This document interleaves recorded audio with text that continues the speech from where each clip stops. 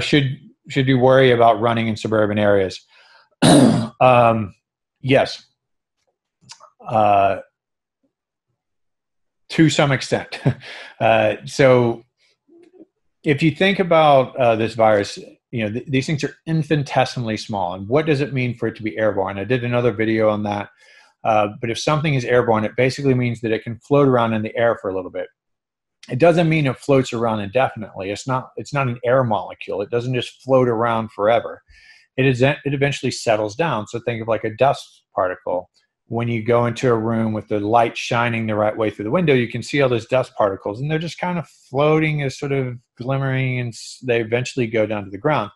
The lighter they are, the smaller and lighter they are, um, sort of, well, I guess the bigger they are and the heavier they are, the faster they settle out. The smaller and lighter they are, the more likely they are to be whisked around by um, air currents.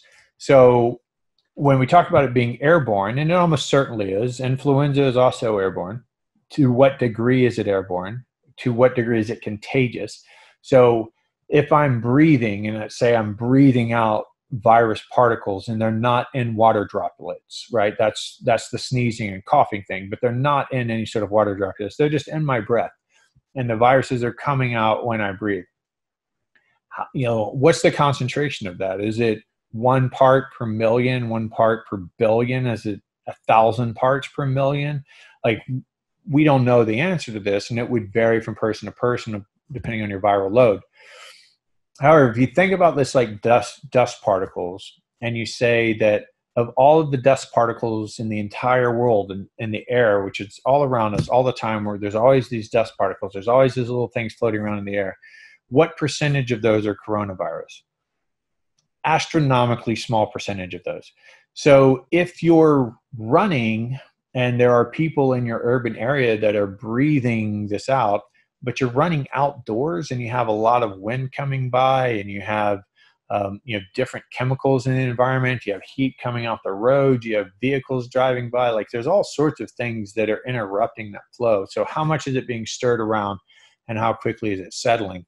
Um, I did another video where I talked about the susceptibility, basically, of something called the viral load. So there's a really good chance that everybody on this entire planet is going to be exposed to coronavirus in the reasonably short term. That could be 2 months or 2 years. I don't know exactly what that means, but if this virus sticks around, there's a reasonably good chance that everybody's going to be exposed to it. So everybody needs to develop immunity to it. And the best thing to do would be to get the smallest amount possible, just to show your immune system what it is and develop an immune response to it, not even have enough in you to get really sick.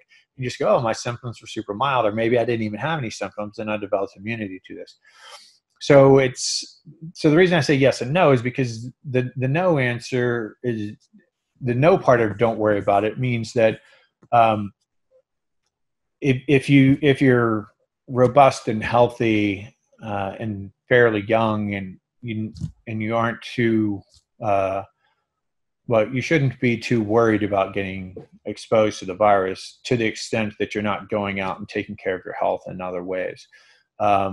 So are you more likely to be exposed to it? Yes. Is that necessarily a bad thing? Maybe. Depends on lots of variables.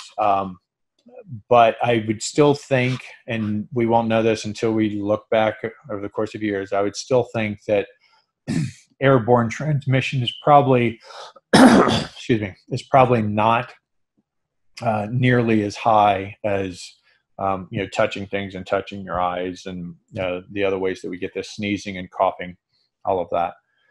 That was kind of proven by the cruise ships. The cruise ship, I think, had 3,500 people on it, only 700 infected people. And if you think about it, they were all exchanging air for a really long time. So if the airborne was a huge component of that, you'd expect almost everybody to get it.